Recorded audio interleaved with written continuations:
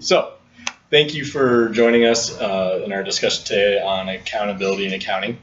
Today we're going to talk about what accountability in accounting is, what the major issues are if accountability in accounting are not followed, and we'll look at a case study of Enron to see what the ramifications of that are.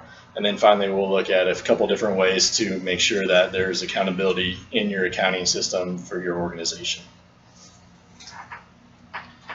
So accountability in accounting ensures that all financial statements are accurately presented and the firm's financial statements are accurately presented as well.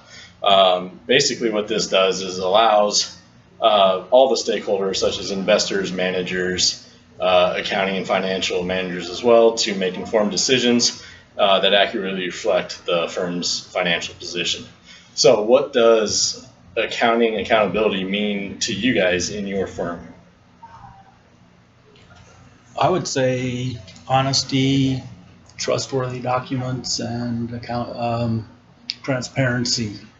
Yes, that's exactly right. So without honesty and transparency in those financial statements, there's really no way of telling if they're accurately presented, and it really causes an issue for the stakeholders that I just mentioned to make accurate and informed decisions.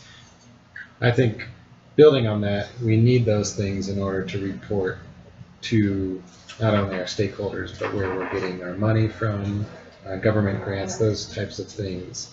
Because if we are not honestly and transparently reporting our accounting, we are not going to get that money, or we're not going to get it again, or we're going to have major issues about the money that we've received. Right, and especially like Corey's saying, in the case of a nonprofit, it's really important to be upfront, honest, and transparent, and make sure we are accountable for the money that we're receiving and bringing in.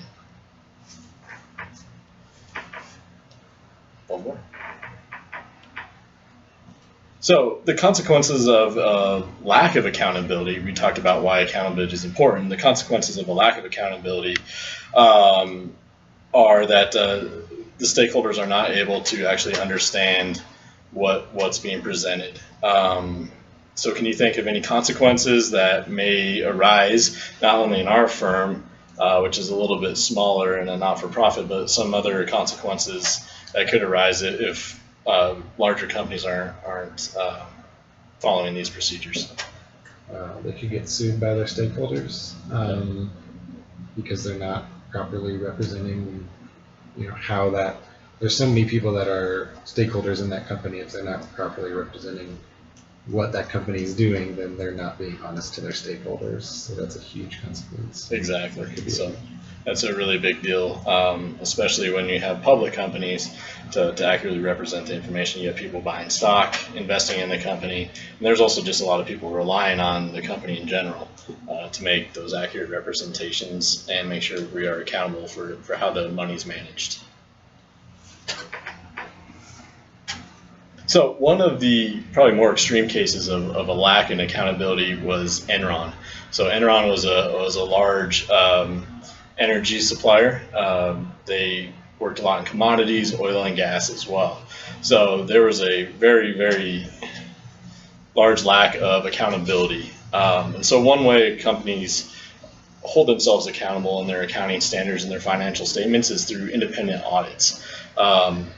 Enron's independent auditor was Arthur Andersen. They were one of the big 5 accounting firms back in the early 2000s.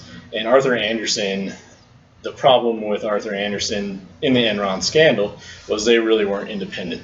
What happened is Enron hired Arthur Andersen as a consultant, and they paid Arthur Andersen actually more for their consulting work than they did their independent auditing work. So there's an incentive for Arthur Andersen to kind of be complacent and play along with what Enron was actually doing in their financial statements. So do you guys know anything about Enron or how that works?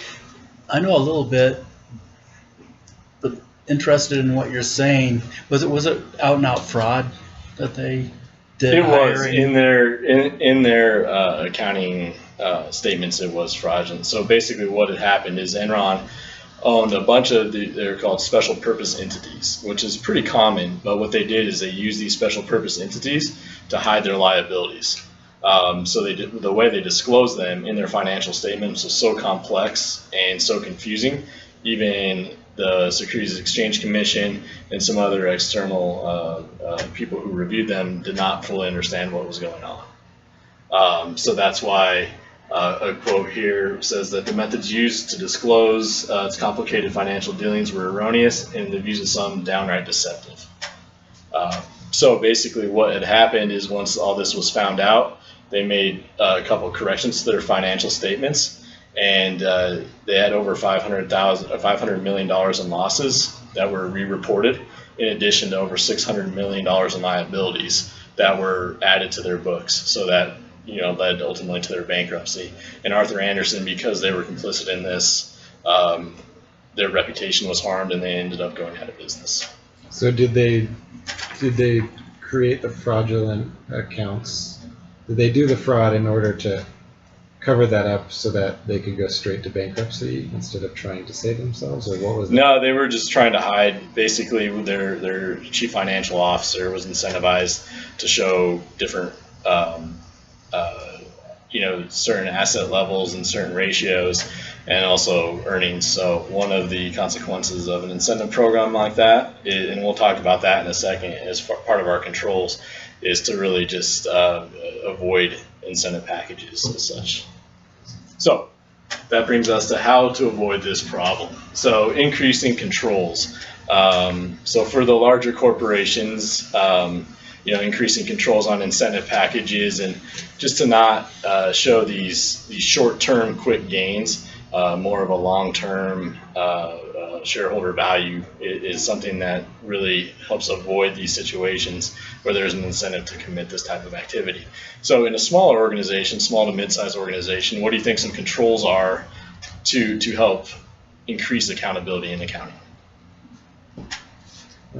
Constant review or third-party review, or that level of transparency. If it's transparent to start with, then you can keep the transparency up. I think sometimes it might happen where somebody starts to hide something and then they keep hiding it because they don't want to come clean and say we're running a loss, and then it becomes a huge deal. Exactly. I would think more frequent audits. Audits are a big one, and it has to be an independent auditor, not in the case of Arthur Andersen, where they're actually working for Enron per se. So having an independent auditor, and there's some standards that auditors must follow to be independent and actually look at it with a judgmental point of view. So that's a big one. And then internally, we have different controls, like you said. So writing checks, have somebody approvals that go up the ladder to write checks, so to get rid of maybe some internal fraud. And then also having board of director oversight on all financial statements to review and approve. Discourage related party transactions. So that's really big in just avoiding conflicts of interest is probably the biggest thing. So if you have related party transactions, there's more of an opportunity to commit fraud or to maybe have some funny numbers going on there. So in conclusion, accountability is really the cornerstone of accounting. So it's imperative for all the stakeholders to rely upon that financial information. And a failure in accountability will result in inaccurate financial reports that can lead to flawed decisions by financial advisors and stakeholders. So as we discussed, those internal controls are really important, as well as external independent audits as well. Do you have any questions? I don't think so. All right, well, thank you for joining me.